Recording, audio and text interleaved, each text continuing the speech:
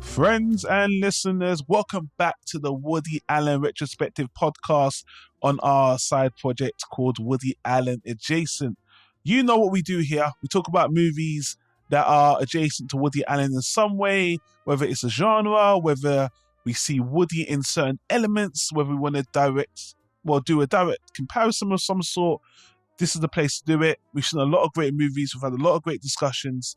And I am joined on this journey, once again, with my co-host in this venture, James Daniel Walsh. Sir, welcome back. Let's make some people uncomfortable. Let's do it. Before we do that, let's talk about, just briefly, a little plug. The last time we spoke about that classic movie, same time next year. If you're watching this or listening to this on YouTube, there'll be a link in the top right-hand corner of the iCard. We also got a playlist for all the Woody Allen reviews we've done, all the adjacent movies we've done. You know, we've got a collection of discussion, of movie criticism, and we're going to continue.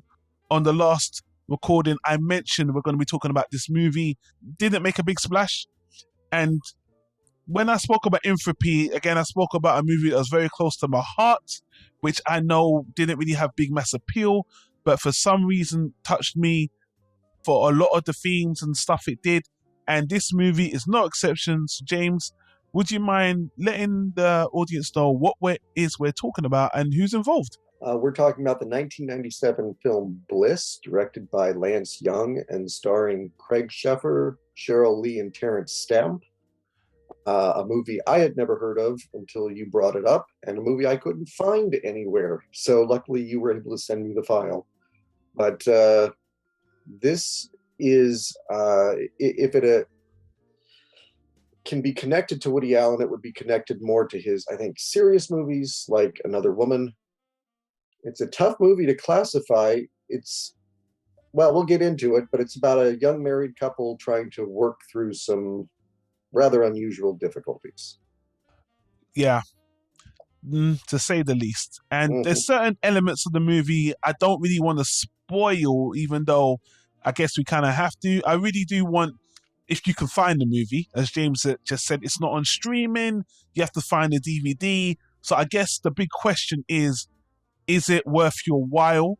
And before I go back and bring up why I brought this up and all that other stuff, I personally think it's a good movie. I do. It's dated, and there's things about it that could be done differently today. And with another director such as Woody Allen or some other directors I might mention later, it could have been a great, a more substantial, notable, like people would have been talking about this for a very long time, especially on the themes it touches and the way it touches it.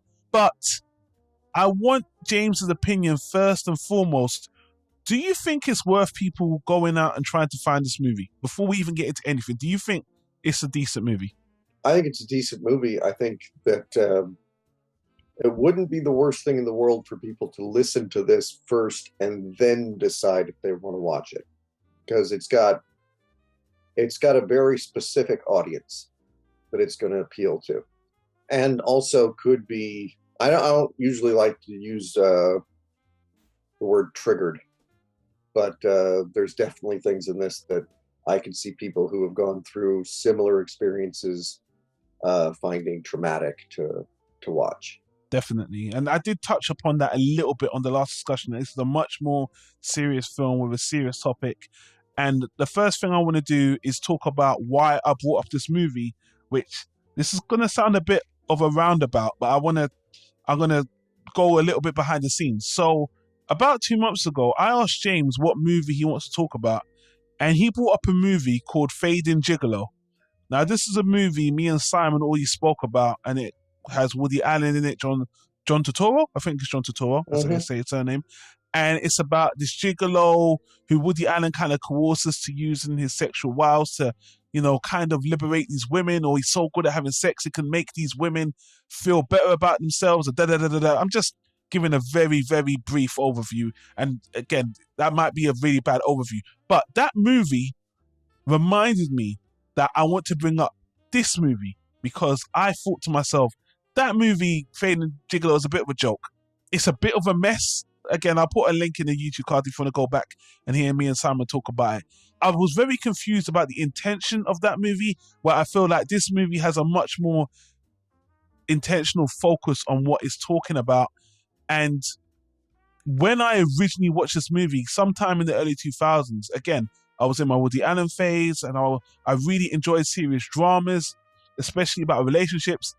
And I remember, even though I watched the movie after its theatrical release, I remember there was all this hype about, oh, this is such a edgy movie, and crazy sex scenes and this crazy doctor, and although it's about a relationship, you're really watching it for the sexual element, and it's not porn, it's actors doing a racy movie.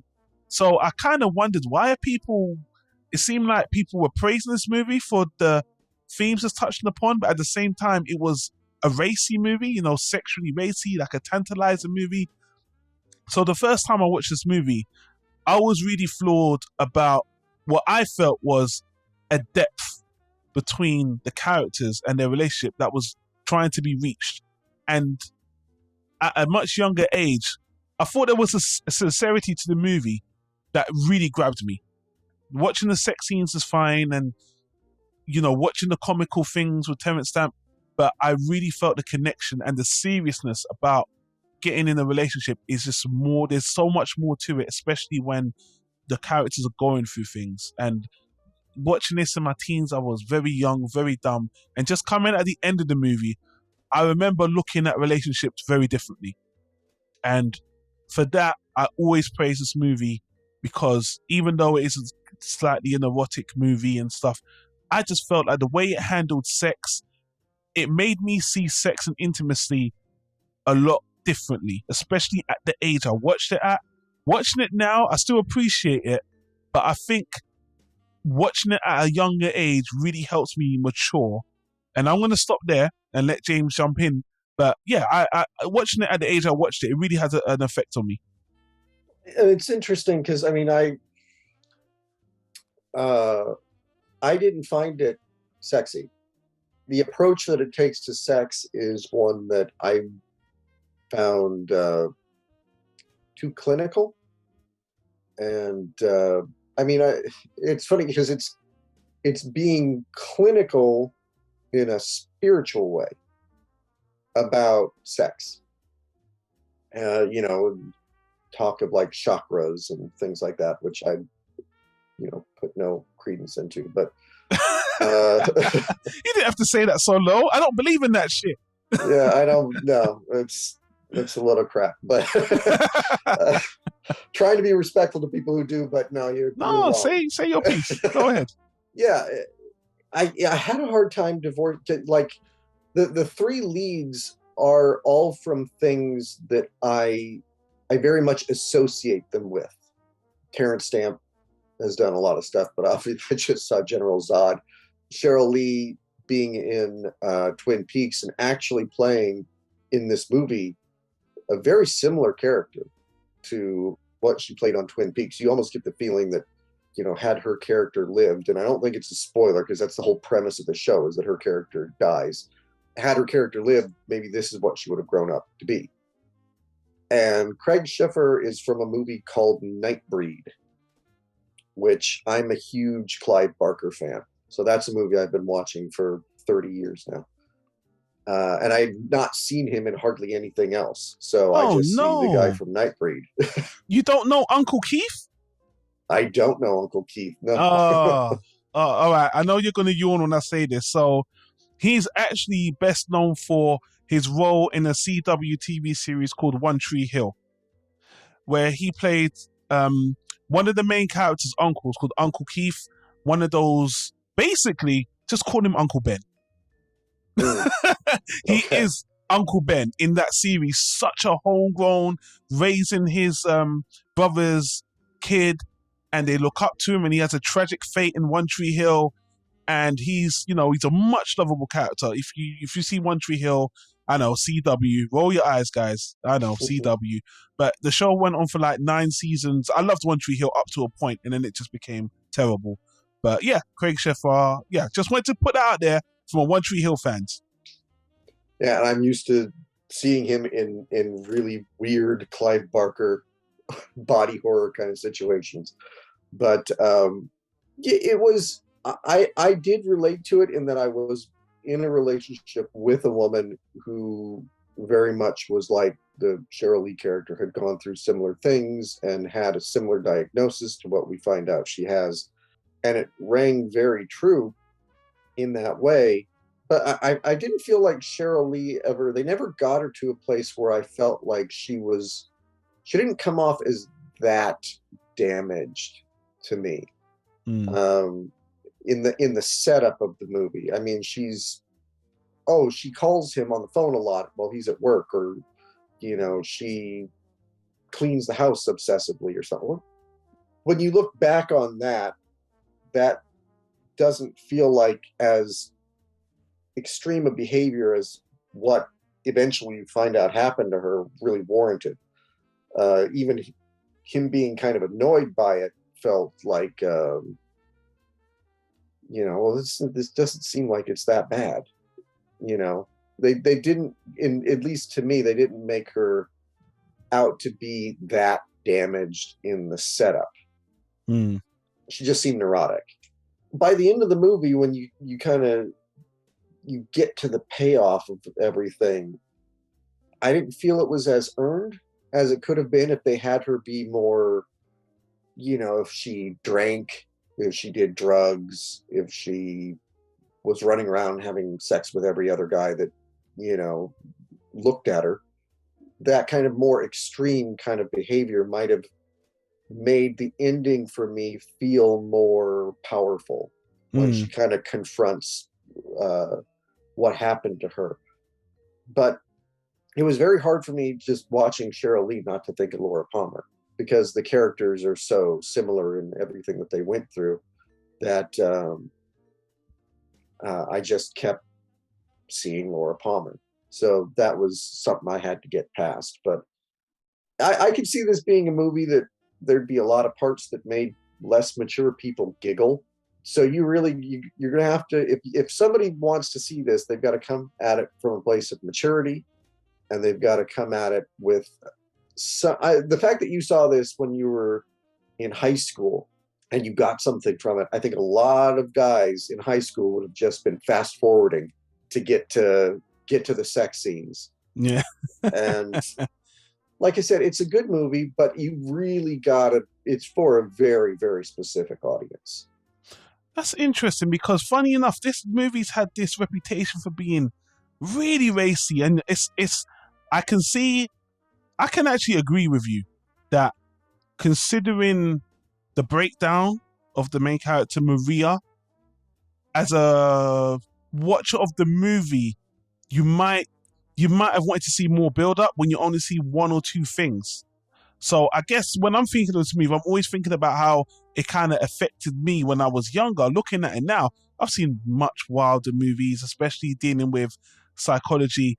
It's funny because when I look at this movie, I actually wonder, and a lot of the reviews I saw from the time, because you can go on, even Roger Ebert reviewed the movie as well, and they found it very racy, and they found it very because I don't know how it was to talk about this so openly in the 90s, but I wonder if it was a little bit more extreme, or if you saw more things, how it would have came off even then. Because even then, this movie, for what it was doing, it seemed a bit wild. People was like, oh, that was really too much. And, maybe I'm talking about it in relation to the sex scenes more than the actual drama. Because again, believe it or not, people, the sex is just, is so superficial to the actual story of these two. But I really like the way the actors played off each other, because I did believe it. Although I think Craig Sheffer is a little bit wooden, and Terence Stamp borders on parody, but I feel like he believes in his medicine. So as an actor, he sells it as a radical hippie-like, what holistic? Is it a holistic approach? Holistic therapeutic approach to therapy. I'm going to play again. I don't know if anyone's even going to find this movie, but why don't I play the first clip? Well, actually, I'll play the second clip to deal with Terence Stamp and Craig Sheffer speaking to each other. Don't you get it, man? She needs medical help. Maria's been in traditional therapy for 7 years. 3 therapists. Which therapy do you think will work at this point? Do you know what a borderline personality is? They told you there was no cure, and they were right. There is no psychoanalytic cure. The mind cannot change the mind. Real change is not a mental process. Let me guess. You think sex, your sex in particular, will heal Maria, is that it? Yes or no, I hold no dominion over my teachings. I only know they work. But yes, conscious sex that achieves bliss is the greatest healer there is. So the way to heal a woman is to fuck her? No. Conscious sex, physically and emotionally integrated, is one way to heal a human being. Ecstasy heals the unconscious. A woman can heal a man as well. I hope you don't mind, Doctor.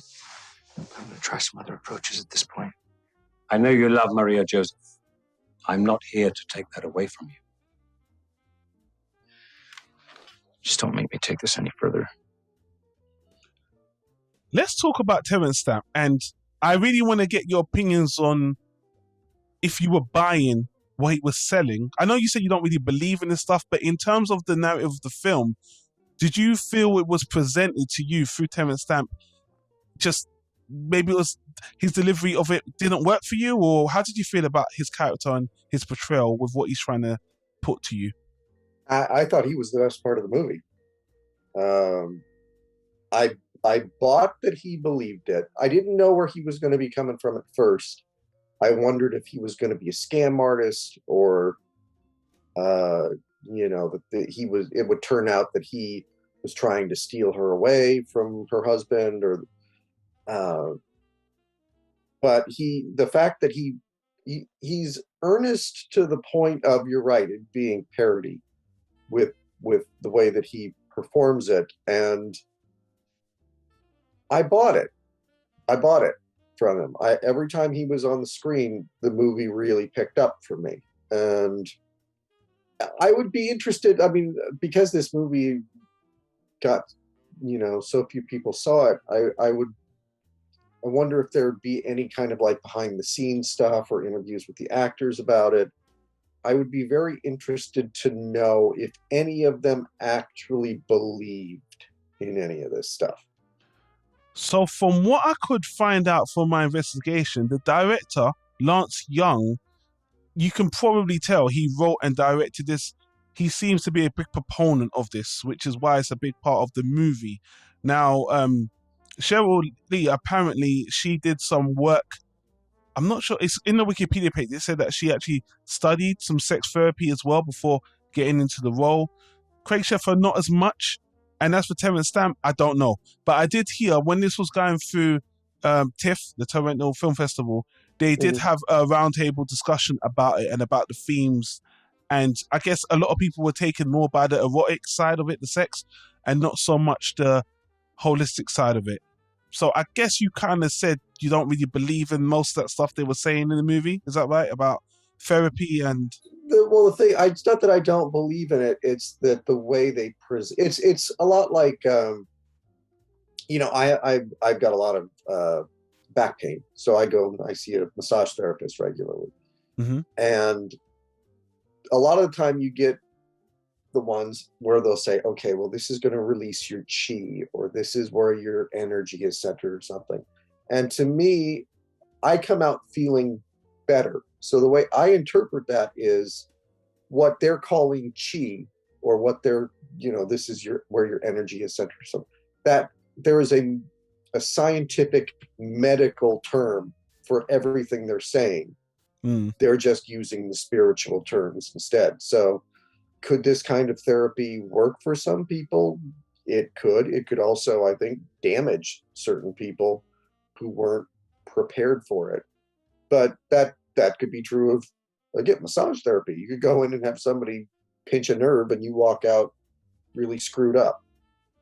So this kind of therapy might work for some people. I'm more curious in that, have you ever seen the movie Kinsey? I do not believe so. It's got Liam Neeson in it, and it's about the guy who studied sex back in the 50s and wrote the book on it. And it's very taboo and everything back then. He gets in a lot of trouble. But anyway, Laura Linney plays his wife in it. And on the behind the scenes features, they decide to give the actors the test that this guy would actually give to people that was helping him with his research. And all the actors are being really blunt and they're going along with it. Liam Neeson is, when was the first time you masturbated? And Liam Neeson tells the story. And then they cut to Laura Linney, when was the first time you masturbated? I don't think that's any of your business. And I'm like, lady, you were just in a movie about this kind of thing. And you get the feeling like, oh, for her, this was just a part. She doesn't believe in any of this stuff. And I'd be curious with these actors if they just were like, oh, this is a good part. I think this is all a bunch of bullshit, but this is a good part. But Terence Stamp plays it as straight, and which sometimes makes it a little bit funny. But like I said, I bought him in the part. I thought he was the best part of it. I think you're right about Craig Sheffer being a little wooden though. Speaking of which, let's play I've only got 2 more clips. And again, I guess the relationship between the two, Sheryl Lee and Craig Sheffer, is something that I guess in my young age, and again, I always talk about this in so many movies that I watch, especially when cinema has an effect on me in a visceral way. Growing up and watch this movie, thinking you could end up with a woman that's damaged, and how would you handle it? And I guess that's what kind of groped me about the movie more than anything else. Seeing, if you really love a woman, sometimes you have to change. And the things that she does, especially going through sex therapy, for most guys I know, complete deal breaker. Complete. I know you might think they're not really in love. If you love your wife, it's about more than that. And I think this scene I'm going to play, I guess it's the beginnings of that. And watching Craig Sheffer's character become convinced that this might be a way kind of opened my mind up to, when you're in love with someone, you really got to go the distance. So let's have a listen to this clip. I know about Balthazar. It's not what you think. Really? What is it then? Do you come with Balthazar? And is that why you go, to learn how to come? It's not about that. It's not Then about what is it about? You know what? You're a lie! Oh, marriage is a lie. you. You want to tell me why? Oh, I don't feel very close to you right now. Oh, you don't feel very close to me right now? You're paying some guy to fuck you, and you don't feel very close to me right now. I'm your husband, for Christ's sakes. I don't care who you are.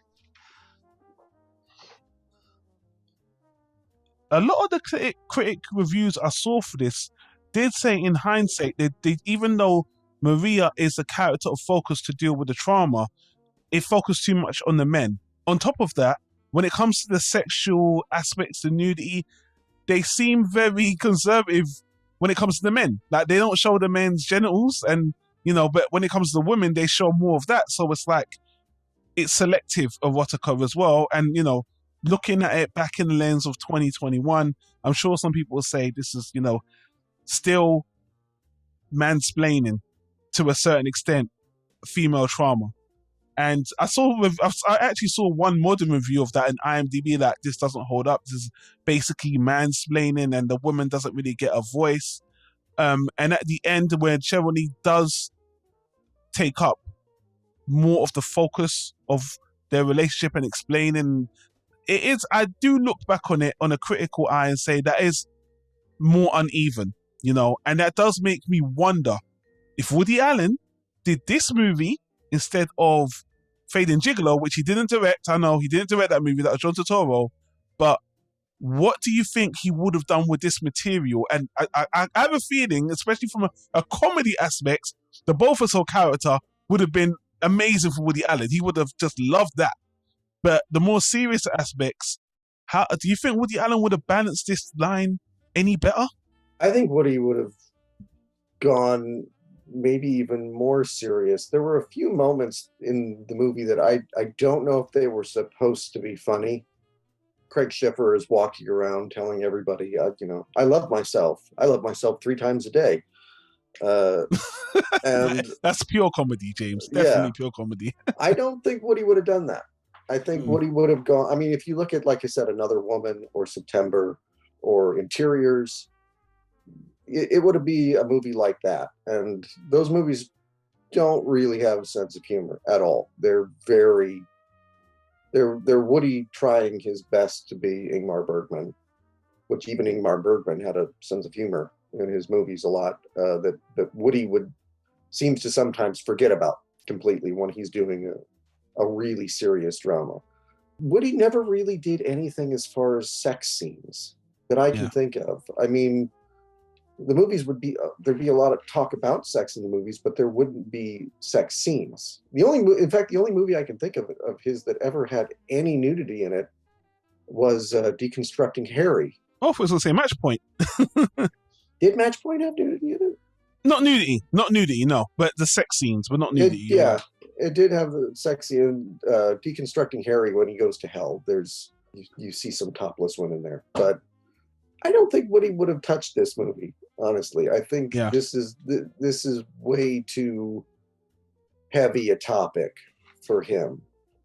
Let me ask you a question. I'm always curious. Why do you think Woody leaned away from his Ingmar Bergman type movies, his more serious dramas? Because the last one, if you really think about it, and I know this isn't really a drama, I guess Wonder Wheel really was the last drama he did. And even that, I guess that was more of a drama. I would say Wonder Wheel was his last drama. Why do you think he's kind of leaned away from that anyway? I wonder if it has to do with just where he's at as far as his career goes, that maybe with Rainy Day in New York and Rifkin's Festival, he thought that he always, I don't care if people go see my movies, it doesn't matter to me. Well, if that was the truth, he would make them completely independently on his own and then, not even care if they ever got a release. I think the last few movies he said, maybe if I can do another Annie Hall, maybe if I can do something that, people think comedy is my strength, then I'm going to do comedy. That's the only thing I can think of, is maybe he just really thinks, I gotta get people maybe on my side. And if I wonder too, like, I mean, you could look at a lot of Woody Allen movies and say, not that I wouldn't agree with it, but, oh, this is him mansplaining. Blue Jasmine is him mansplaining what a woman would be going through in this situation. Maybe he's trying to avoid that, because the dramatic movies usually are about women. Yeah. Even I guess An Irrational Man would be the one that had Joaquin Phoenix in it as a prominent role, but I felt Emma Stone was more the central character. Maybe he just is. Maybe he's wary of it now. The last couple of movies did have really male leads to them, so. I mean, even in Roger Ebert's review, he was saying that Woody Allen, he actually said it, and I'll leave the link to his review in the podcast description. He feels that Woody Allen would have made a strong impact if he had the script to this. But I kind of agree with you. I don't think he would have touched this, because whenever I see a Woody Allen film, there's certain things I just don't think he wants to delve too much. I think he's done serious topics before, definitely, but he just doesn't want to delve too much into certain things. And maybe because it's real life, obviously, with his dramas, he's had enough of that in real life. So why do I need to bring that in the movie? Because he'll get criticized for it, obviously. Yeah. Especially if he made this movie.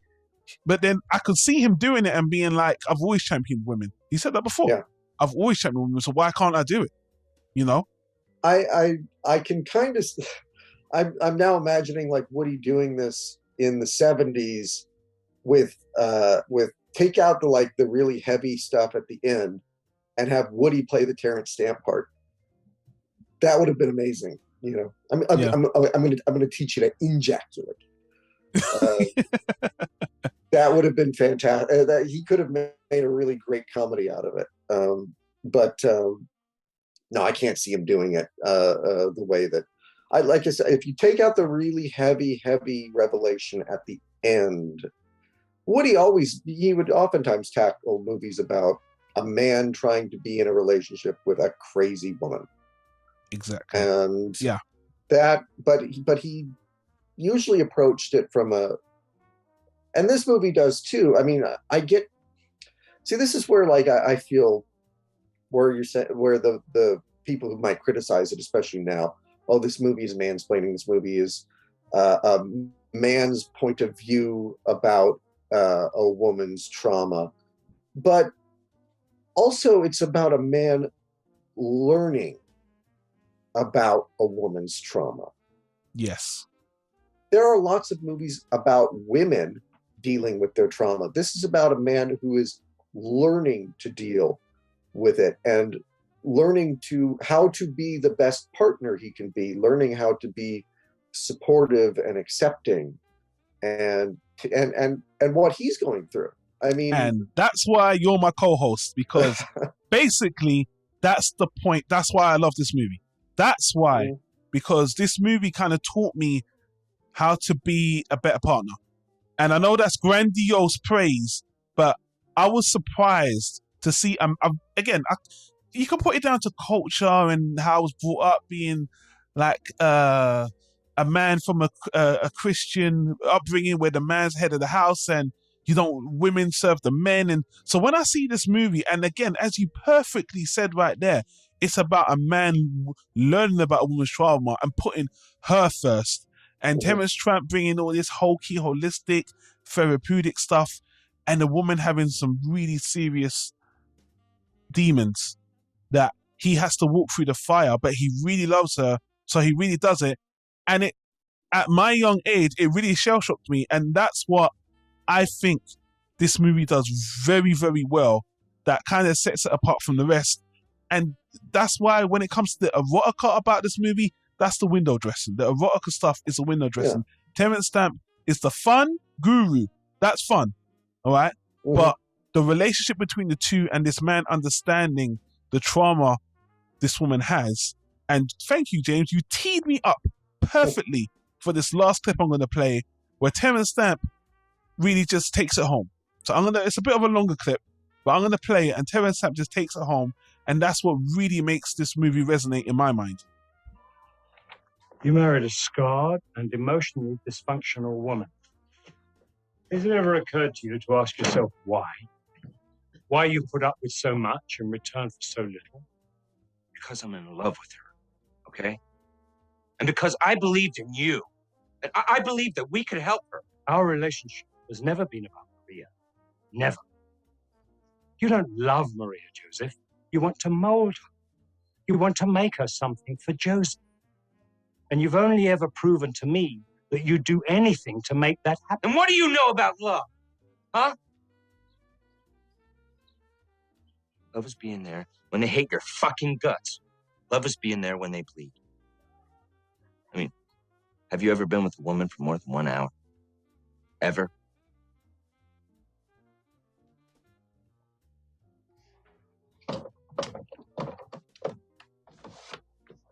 Wendy takes small steps every day to make herself attractive. She eats, then she eliminates through the esophagus, mind you. That's when she's not taking the latest laxative on the market. A beautiful woman, Leslie. God made her 5'5" and a voluptuous 128 pounds.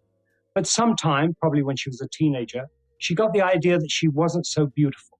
Maybe it was because her friends, Debbie and Connie, were getting all the boys. But she started a program of repetitive surgery to suck all the fat from her body. She started with her hips, her thighs, her tummy. And next month, unless we do something to help her, she'll continue with her arms and her ankles. They always do. Candice had 4 implants. She just can't get it quite right. Evelyn injects her face with cow fat 6 times a year. Jane, 2 hours on a Stairmaster, an hour on a treadmill, daily. They dress to flaunt this, to hide that. They cover their faces with poisons. You're right. They do bleed, Joseph. And do you know why? because they're desperate to sell what men buy, desperate to be what they're not, to be loved. Like Maria.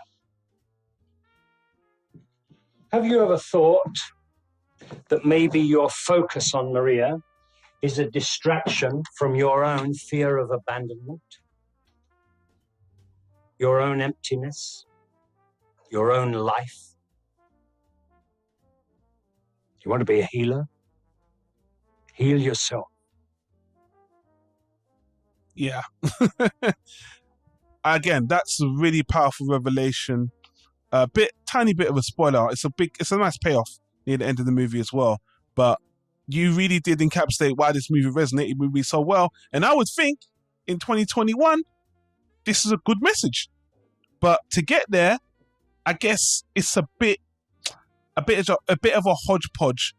But again, at least compared to, and I can now keep throwing that movie Fading Gigolo down the rubbish chute. But that movie, I like a bit more of a focus in my films. And I feel like at least there's a focus here, about this character. Could it have been done better? Definitely. Today, people calling it mansplaining, I guess because men are like 75% of the characters in this movie.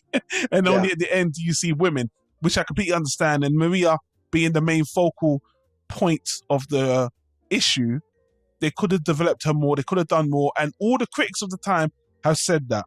But again, teaching a man how to really be there for his woman, his love, regardless if it's the wife, I think that's a powerful message this movie does. And I think it does it really well. And I would have been interested to see what Woody Allen would have done with it, but in my heart of hearts, I know he really wouldn't have touched it. When it really comes, I don't think Woody Allen would have touched it. Another director, which I might spitball, I don't know. But so far, I think this is a good movie. And the director, Lance Young, this is a one and done for him. He did this movie, and apparently, from what I could find out, it was more like to do with a side project. I think it was like a part of his undergraduate. He had to pick a subject and filmography or cinematography. It was to help him with his university study. This is one film. He was passionate about the subject matter, which is why it's such a focus on the sex, the healing, the hippie stuff, and one and done. I think that will probably be my last question. From a director's perspective, this guy, one movie, writing, directing, how it was shot. What do you think of this as a package? It definitely does feel dated, and I could definitely see. I was when I was looking into the movie, I saw that it was originally NC-17, and they had to get it down to an R rating, which I think probably hurt the movie.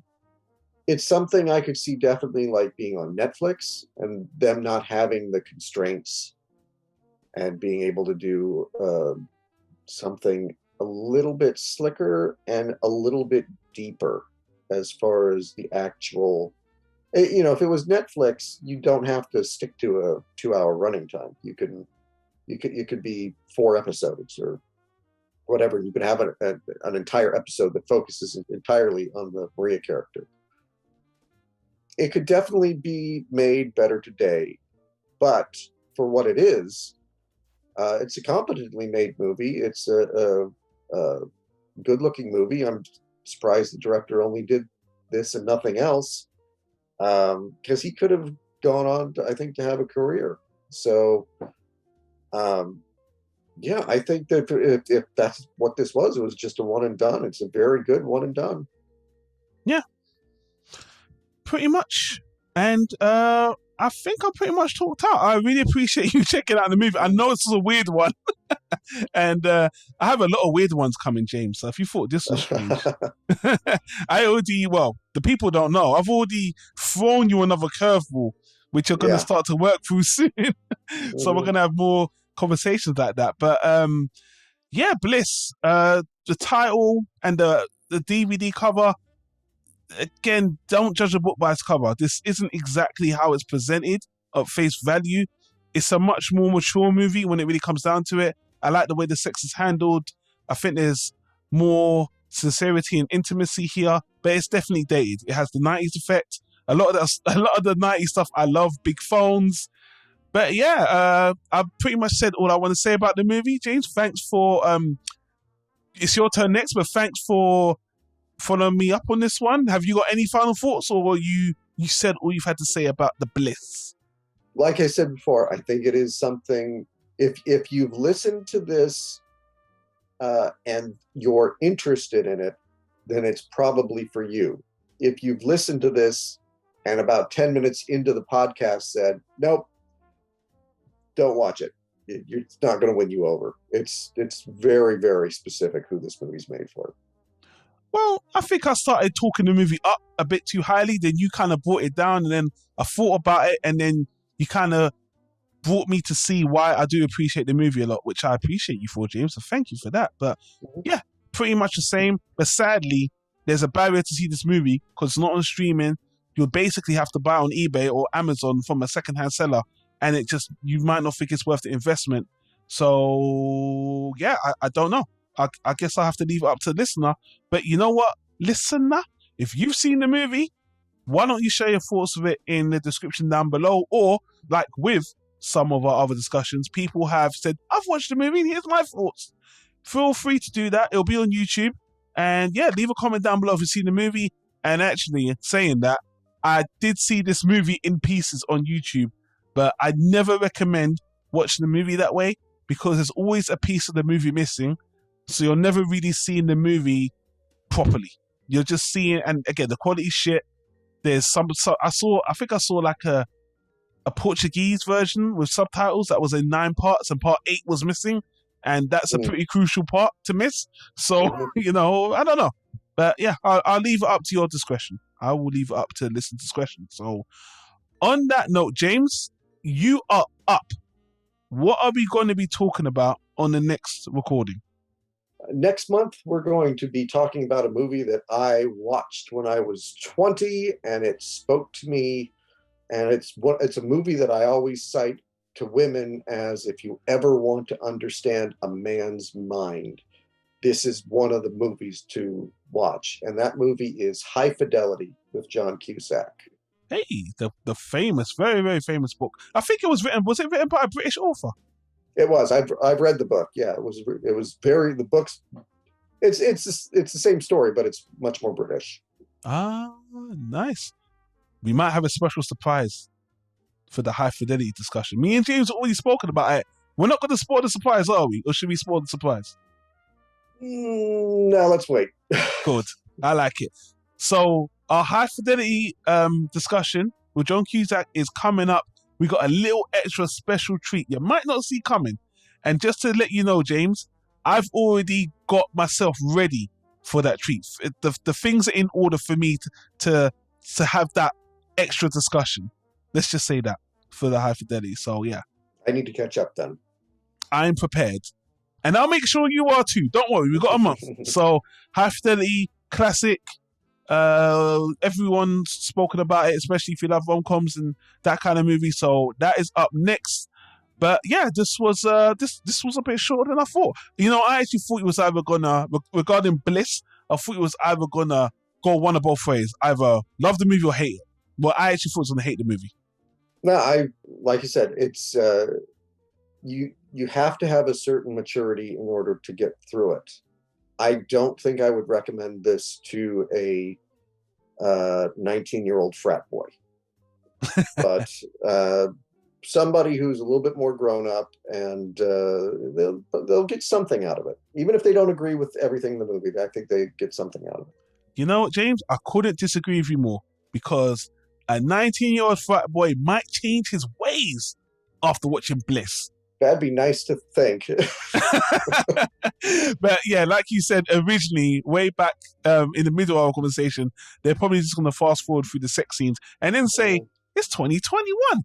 I can watch free porn. Why am I watching this bloody... This for? Yeah, what do I need this for?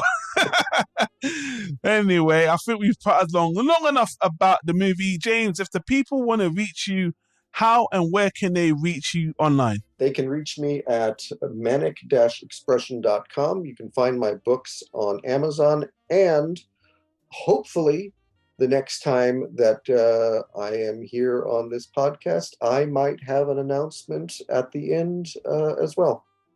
Absolutely fantastic. I don't even know what the announcement is, people, but when I do hear about it, I am going to promote the hell out of it. So stay tuned. You can find me on Twitter at Planet Tyro, which I'll put a link to in the description. But yeah, all the links for everything we said will be in the discussion. And you know what? Someone actually told me, can you put the IMDb links for the movies in the description? I mean, if you're watching on YouTube, I actually put the covers of the films up. So, that should be enough. But you know what? I will do that. I'll go back and put the IMDb movies in, especially for Bliss, because I think there's a lot of movies called Bliss. So yeah, I'll do that moving forward. That's fine. So listen to feedback. We appreciate it. On that note, guys, thanks for listening. We'll see you next month on the next recording, which again is going to be high fidelity.